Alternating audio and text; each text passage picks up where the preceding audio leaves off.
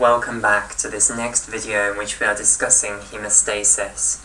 Okay, so we are in the process of discussing coagulation, which is one of the really important parts of haemostasis. Now remember, coagulation means this process by which the blood goes from being a liquid to being a solid.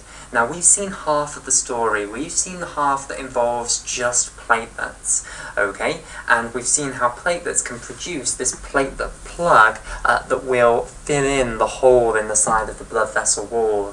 What I now want to discuss is how we're actually going to make that platelet plug much stronger, because it's not actually that strong at the moment. Okay, we're going to convert it into a hemostatic plug, and the way in which we're going to do this is we're going to tie all of the platelets together in a great big mesh of fibrin. Okay, so we are going to produce effectively a massive spider's web of fibres that are going to be called fibrin fibres, okay, which will entangle all of these platelets that are already cross-linked to one another and will hold them all together very, very tightly. Okay, so we're going to produce effectively a skeleton to hold this all together to make it much stronger, and then we will refer to this as the finished product. We'll refer to this as the hemostatic plug. Okay, so I'll go over the page and we'll begin the discussion of how the fibrin mesh is actually produced. So what I now want to discuss then is the generation of a fibrin mesh. So I'll just put the title Fibrin Mesh. So what I firstly want to do is actually give you the broad overview of this again. Okay, so I want to start off with the broad overview and then we'll go into the nitty-gritty of the pathways, and there is a lot of nitty-gritty in the pathways to produce a fibrin mesh. So we are going to be discussing the coagulation factors. Okay, this is going to be all about the coagulation factors, so I'm just going to begin by giving, saying a few words about the coagulation factors in general, and then we'll go into our broad overview of the production of the fibrin mesh, and then we'll go into the details. Okay, so coagulation factors then, they all have two states. At least this is the simple, nice model that we can think about. They have two states, an inactive state and an active state. Now they are produced by the liver and secreted into the bloodstream where they will circulate around for a long, long time doing nothing in the inactive form. So initially they are circulating in the bloodstream, having been put there by the liver in the inactive form. And now at the site where we have an injury to our blood vessel wall, where we have this hole in the blood vessel wall where all of this good stuff with the platelets is already happening, what's going to happen is the coagulation factors are going to start all becoming active, and this is going to result in the production of one of these fibrin meshes, which you should think of as a spider's web, which will tangle all of the platelets together and hold that plug very strongly together. Okay, so the coagulation factors then produced by the liver, these two states, inactive and active. That's the basic concept that I want to begin with. Okay, so now let's talk then about the production of a fibrin mesh. So we've already met this protein called fibrinogen.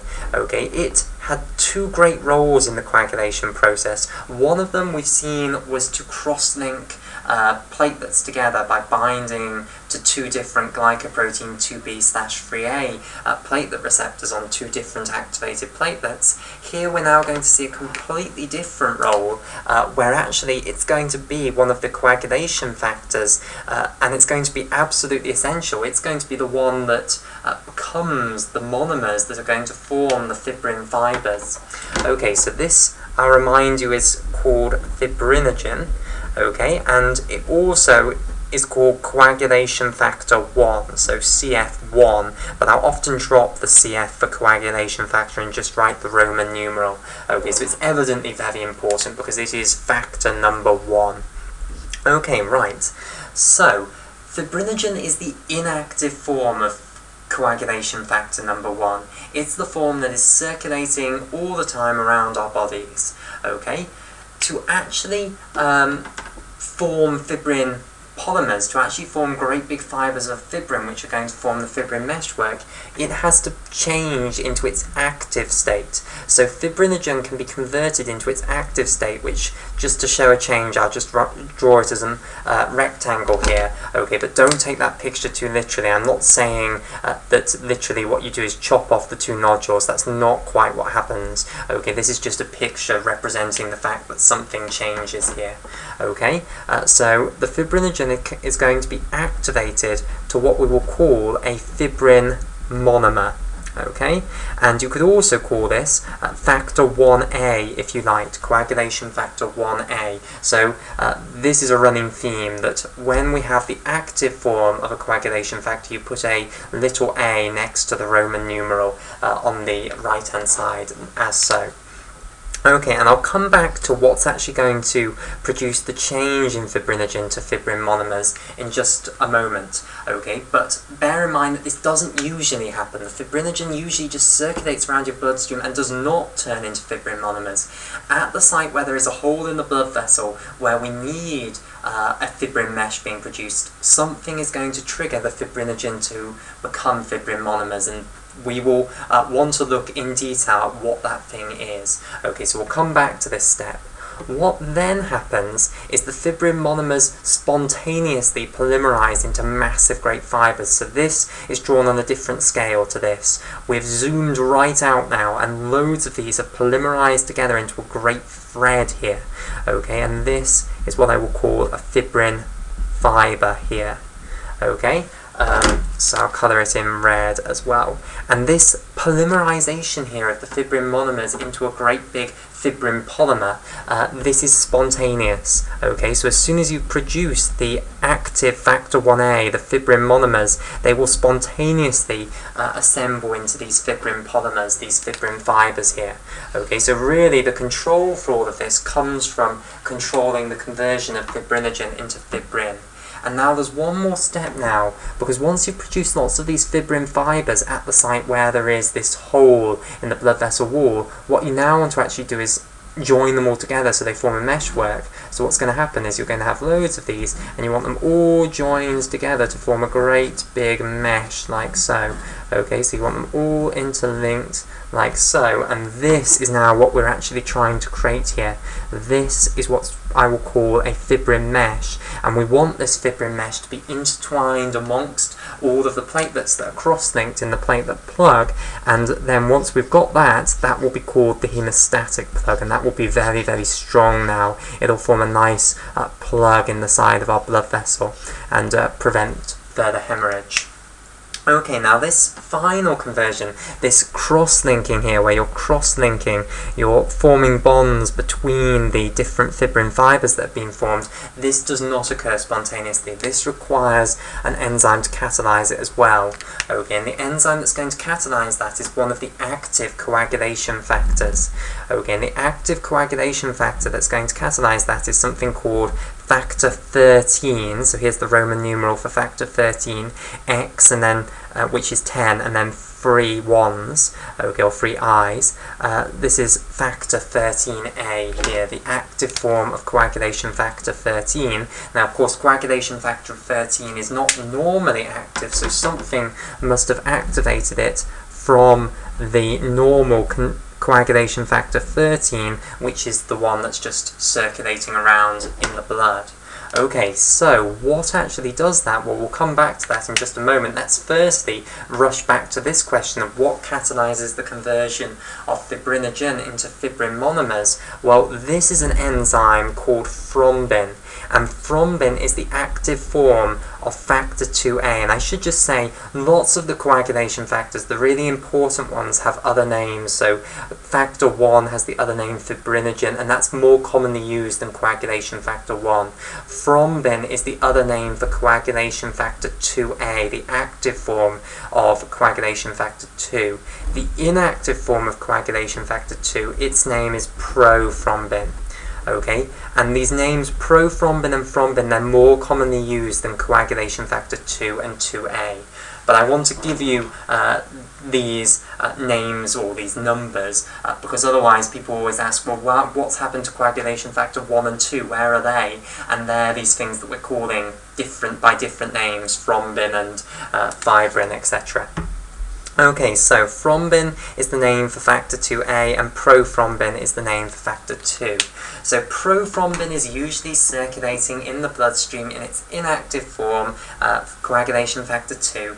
And then what's going to happen is at the site where you have a blood vessel wall injury, something is going to happen. We will go over that step, and that's the really nitty-gritty bit, to convert that into factor 2A, thrombin.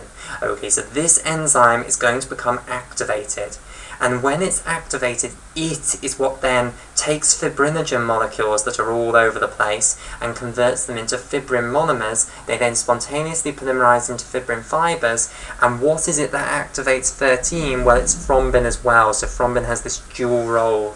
It also activates coagulation factor 13 to 13A, which will then go around and cross-link the fibrin fibers, the fibrin polymers, to form a fibrin mesh. So to go over this again, because it's so important, prothrombin, that's normally circulating in the bloodstream in this inactive form, factor 2. Okay, when that arrives at a site where you have a hole in the blood vessel wall, and we will be looking at exactly what triggers this. Okay, that's going to be complicated. When it arrives there, things are going to lead to it being converted into the active form of thrombin here, factor 2A.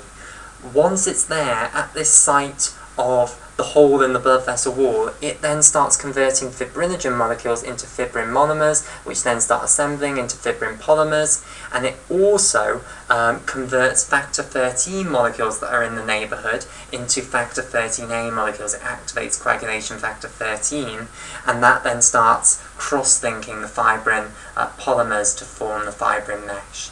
So all we need to understand now then is how do we activate prothrombin?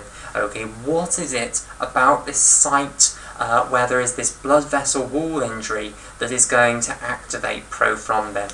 Now there are two different pathways by which prothrombin can be activated to thrombin. One is called the intrinsic pathway and the other is called the extrinsic pathway. We will begin with the more complicated one, which is the intrinsic pathway, and I will explain why they are called the intrinsic pathway and the extrinsic pathway. Okay, so we're going to begin with the intrinsic coagulation cascade, if you like, or the intrinsic pathway for the production of fibrin. Okay, right, so the intrinsic pathway then begins with another coagulation factor that we haven't seen yet, very important one called factor 12. Okay, and that's the main name that you will see used for this one. However, it does have another name that you might sometimes see, so this is the opposite way round. In the case of fibrinogen and thrombin, or prothrombin and fibrin, whatever, in the two different states, these other names are the more common ones you'll see. Okay, you would very rarely see fibrinogen called factor 1, you'd very rarely see a fibrin monomer called 1A, you'd very rarely see thrombin called 2A, and you very rarely see prothrombin called 2. In the case of 12, you more often see it called 12 than Haemostasis factor, but you will sometimes hear people call factor 12 Haemostasis factor. Okay, and it's the beginning one for the intrinsic coagulation cascade. Okay, so factor 12 then, it's circulating in the bloodstream like all the other coagulation factors in its inactive state, and when it arrives at the site where there is a injury to the blood vessel wall, what is it that then triggers it to come into the active state? Because that's what's going to kickstart the intrinsic pathway. Factor 12 turning from the inactive state to the active state. Well, there are two major things that I want you to be aware of that can activate factor 12. One of them is it combines to collagen molecules, and this can trigger it to become activated. So remember, it's the same as the platelets. It circulates in the bloodstream, and all it ever sees is these boring old endothelial cells. It's never usually allowed to see collagen. Collagen is shielded from it by the endothelial cells. They completely line the blood vessels, preventing factor 12 from coming in contact with collagen. Okay, now if you've got this horrible great big hole in the side of your blood vessel wall, the 12 can come into the contact with the sides of that hole, that tunnel if you like, through the blood vessel wall, and there'll be collagen all over the place. The endothelial cells are no longer doing their job of shielding the factor 12 from that. They've been obliterated in the drilling of this hole, and the 12's just gone straight through to find this collagen. Okay, and when it comes in contact with collagen, it will activate to factor 12A. Okay, so that's one of the things that can cause 12 to activate to 12A. Another thing is if it comes in contact with activated platelets. Okay, specifically the cell membranes of activated platelets. So this is the other great change that platelets undergo when they activate, the change that I didn't talk to you about previously but said I was going to mention later on. Okay, so when a platelet activates, there are changes made to the cell membrane of that platelet, and now this changed cell membrane, it can now bind to factor 12, and when the factor 12 binds to the cell membrane of these activated platelets, it will then activate to 12A. Okay, so let me just draw a little picture of this. So if we've got our activated platelet here, then we can have our factor 12 coming in here, and of course what's going to happen to it is that it's going to be activated. So I'll put little sparks coming out of it here. So this is meant to represent my factor 12 here in orange, and it's now becoming activated when it comes in contact with this activated platelet. So outlined in yellow here, this is our activated platelet that has undertaken changes to its cell membrane upon activating. So that's another change that you can add onto your list of the changes that are caused in platelets upon activation. So we know that the platelets release their alpha granules, their dense granules, they start producing thromboxane A2, they undergo that modification to the glycoprotein 2B/3A platelet receptor, and now we can add on to the list that their cell membrane composition changes so that now factor 12 can bind to it and become auto-activated to factor 12A. Okay, so of course the activated platelets will be aggregating together at the site of the hole in the blood vessel wall, so it won't be too difficult for 12 to come in contact with these activated platelets and therefore activate to factor 12A. Okay, so we've now got our factor 12A at the site of the hole, either bound to the exposed collagen or bound to the surface of these activated platelets. What is now going to happen? Well, the next step in the intrinsic pathway is for factor 12A to activate another one of the coagulation factors, and the next one that's coming up is factor 11.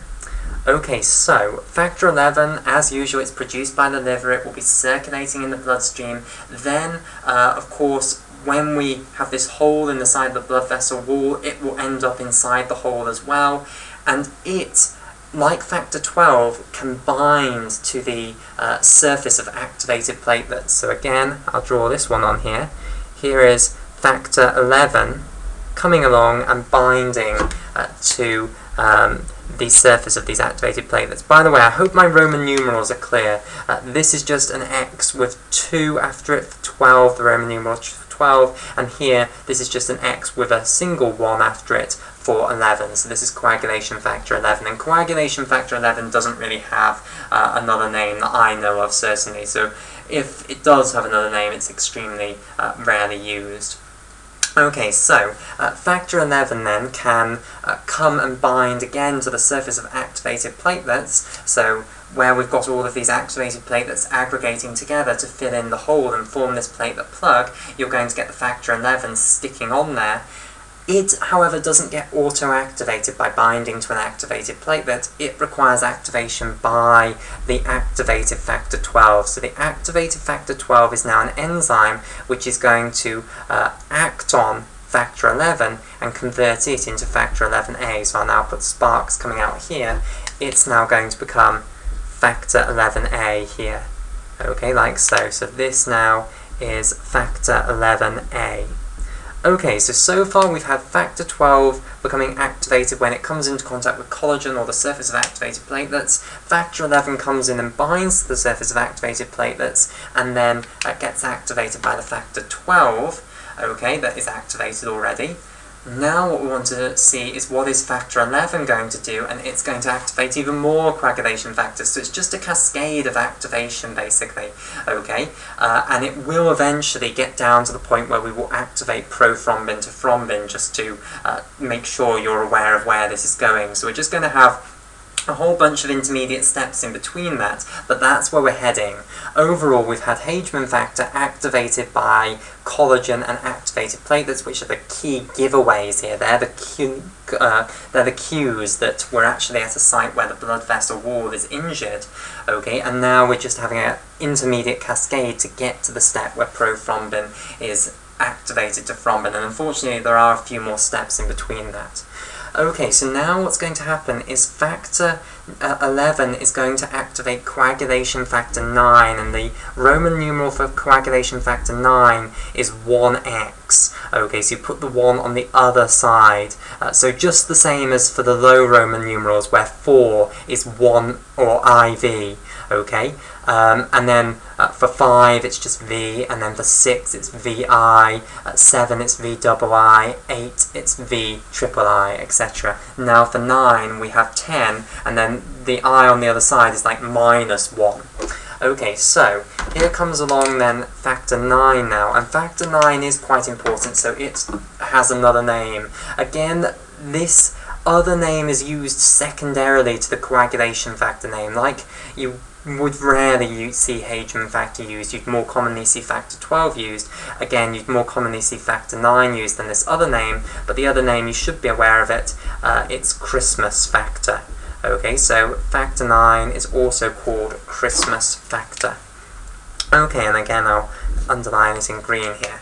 Okay, so again it will be circulating in the blood in its inactive form, and now it's going to be activated by factor 11A here. So 11 will activate factor 9, so factor 9 here will now go to 9A.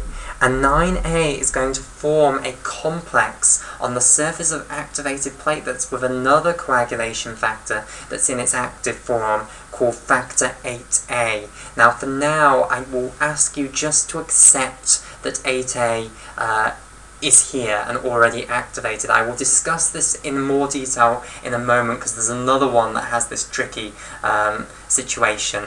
But for now, just accept it and go along with it, and then we'll look back at the end in a moment. Okay, so what's going to happen then is I'll draw another surface of an activated platelet. So let's say this is our surface of the activated platelet. What's going to happen is that 9A is going to come along with 8A here. Okay, so here's another coagulation factor that's activated, and this is factor 8, so there's the Roman numeral for 8, and it's already in the activated state, and I will discuss where the factor 8 is going to actually come from in a moment, but for now just accept it and go along with it, that this is coming in here. Okay, just follow the story of 9A. Another thing that I want to point out here is that 9A, in order for it to be able to bind to the surface of the activated platelets, it requires calcium ions. So remember when we were discussing the dense granules of platelets, and we saw that one of the things in the dense granules of platelets are calcium ions, and they're going to be released in the vicinity of these activated platelets, so you're going to have calcium going up there. The point of the calcium, the purpose of the calcium, is that certain of the coagulation factors require the calcium ions in order to be able to bind to the activated platelets. Okay, and factor 9A is going to be one of those, so a really important one to understand that that's required as well, for reasons that we'll see later when we come on to the importance of vitamin K. Okay, so 9A is going to have calcium ions binding it to the surface of the activated platelet here. Okay, so let me just come up with a colour that we can colour 9A in here. So here is 9A here.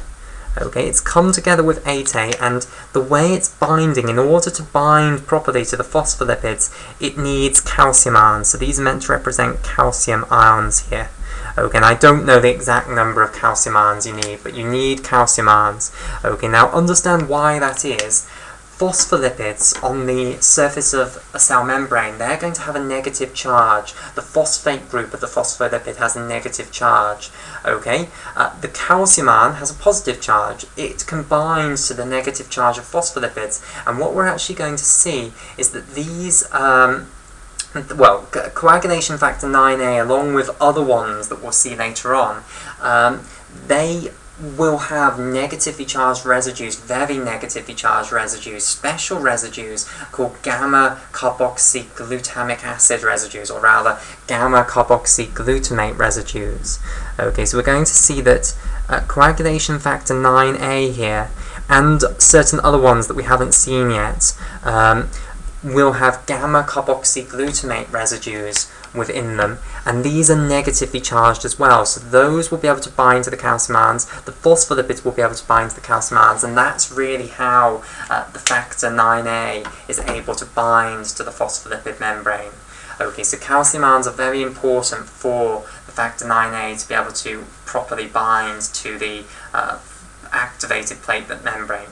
Okay, so to go over this then again, we had the inactive Christmas factor being activated by the activated factor 11 coming together with 8A and calcium ions to form this complex on the surface of activated platelets. Don't worry if you don't understand the gamma-carboxyglutamate, we'll come back to that later. Okay, for now, let me give you the name of this complex. This complex is important. This complex is called the 10As. Okay, why is it called that? Because it's now going to act on factor 10. Okay, right. So, this complex then, only a few more steps now, is going to activate factor 10. So, factor 10 is also a very important one, so has another name, but again, this name is secondary to the coagulation factor number. This factor is also called Stewart factor. Okay, so factor 10 or Stewart factor, again, it will start off in the blood in its inactive form, and then when it comes into contact with these 10ases on the surface of the activated platelets that are forming this platelet plug in the wall of the blood vessel where we've got the hole, you will actually get 10 being converted into 10A, or activated Stewart factor, of course you could also call it. Okay, now what we want to see is what is 10A going to do? Okay, and 10A is now going to form another complex very similar to the complex that we've formed with factor 9A here, which is then finally going to be the complex which will activate prothrombin factor 2 to thrombin 2A. Okay, so I'm going to draw a very similar picture here. Now 10A has the exact same dilemma as factor 9A. It needs calcium ions again to be able to bind to the phospholipid bilayer of the activated platelets. Again, it has gamma-carboxyglutamate residues, and the calcium is going to bind to gamma-carboxyglutamate residues and to the negatively charged phospholipids, and that's how it will hold the complex together. Okay, so I'll draw a very similar picture then here. So now what we've got again, we've got the surface of an activated platelet here.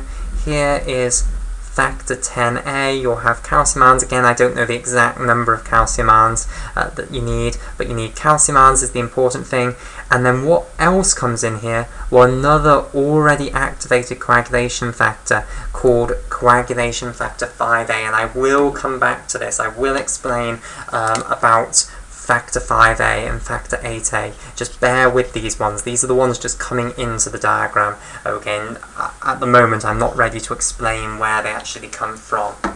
Okay, so here then is now the activated factor 10A here, calcium ions here, and now this complex here on the surface of the activated platelets, this has a fancy name. This is known as prothrombinase, and of course that name now tells you what it's going to do. It's going to act on prothrombin, the coagulation factor 2, and convert it into thrombin, and therefore you will, as we've already discussed in the overview, start getting fibrinogen being converted into fibrin meshes, and therefore you'll start getting the production of this fibrin mesh amongst the platelets.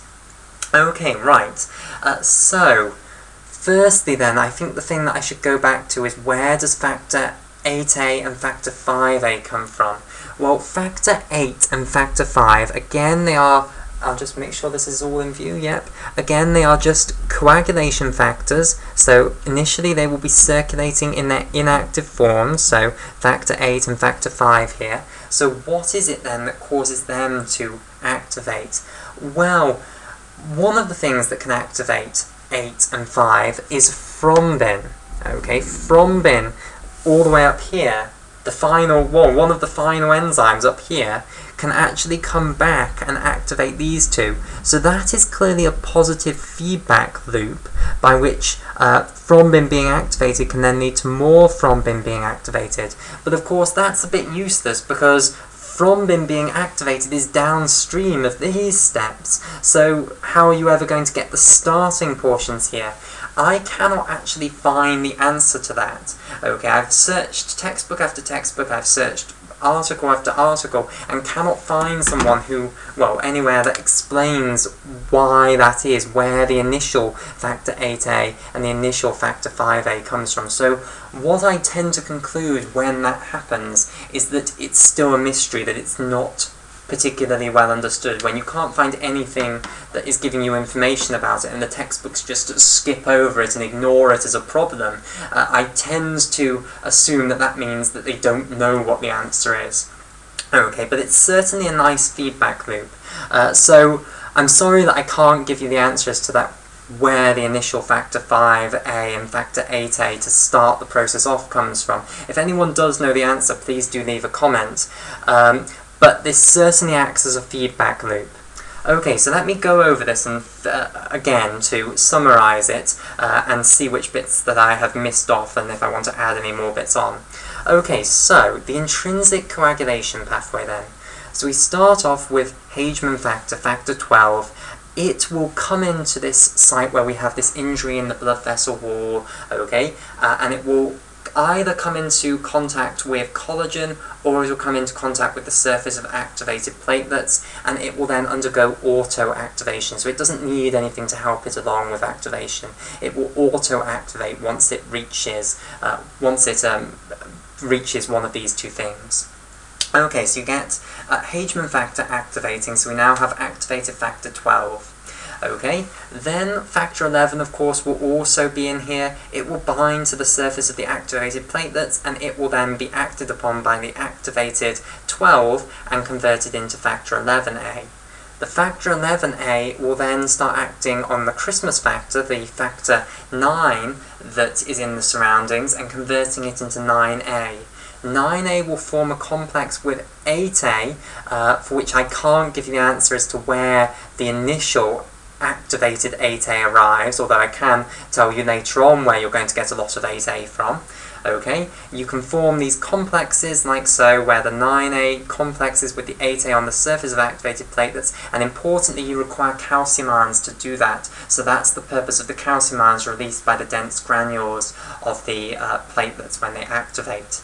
This complex is known as the 10As, okay, and this is now going to act on factor 10 that has arrived and is in the local area, and will convert it to 10A. 10A does a similar thing. It forms a complex on the surface of activated platelets with factor 5A, and again I can't explain where the initial factor 5A comes from. Okay, but some factor 5 does activate, and you have that also in the vicinity, and it complexes with the factor 10A along with calcium ions to help the 10 bind to the membrane of the activated platelet. Again, factor 10A has gamma carboxyglutamate residues in, and we'll come back to that later on, it's important. Okay, then of course, this complex is called prothrombinase, and it will convert coagulation factor number 2 into coagulation factor number 2A. And actually I do have something to add here. Coagulation factor 2, it also binds to the surface of activated platelets, so I will just have this picture on here, and it also has gamma carboxyglutamate residues in and requires calcium ions to bind there. Okay, so prothrombin, coagulation factor 2, is now drawn on this picture. It will bind to the surface of activated platelets, and again it requires calcium ions to do that. So it's another one of these ones with the gamma carboxyglutamate residues in, which then binds to the surface of activated platelets using calcium ions. The prothrombin on the surface of activated platelets will then be acted upon by these enzymes, complexes, these prothrombinases, which are also on the surface of activated platelets, and it will be turned into factor 2A thrombin here. Okay, the thrombin then, which is in the ideal place, it's on the surface of these activated platelets that are forming the platelet plug. It will find any fibrinogen molecules anywhere in the surroundings and start converting them into fibrin monomers. They'll start forming fibrin fibers in amongst the platelet plug, and thrombin will also activate factor 13 to factor 13A, which will then start cross-linking the fibrin fibers so that we get this fibrin mesh built in amongst the platelet plug. Okay, and that is the intrinsic pathway for the coagulation, or rather for the generation of the fibrin mesh portion of coagulation. Okay, the final thing that I'll just talk about is, why is this called the intrinsic pathway?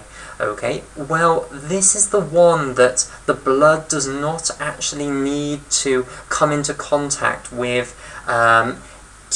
external tissue in order to undertake. Okay, so the reason it was initially called the intrinsic pathway is that when you put blood into a glass test tube, it will coagulate on its own. It will form a solid mass. You'll get loads of fibrin produced on its own. This pathway occurs without blood actually coming into contact with external tissue. Physiologically, of course, it required the activated platelets, it required the collagen, but in a test tube it can do it in response to the glass. So this pathway, factor 12, Haemostasis factor, can actually be activated by coming into contact with glass. So I'll just add that on. Obviously this isn't important physiologically, but to explain why this is called the intrinsic pathway, we need this added piece of information. So the entire intrinsic pathway can be initiated by glass as well. So this was a pathway then that was intrinsic to the blood. You didn't need anything other than blood in order for it to occur, and that's why the researchers who were initially working on this called this the intrinsic coagulation pathway. As we'll see, the extrinsic pathway, which we'll see in the next video, that absolutely requires tissue in order for it to actually occur, hence why it was called the extrinsic pathway. It was extrinsic to the blood. You needed more than just the blood. Okay, so we'll have a break there.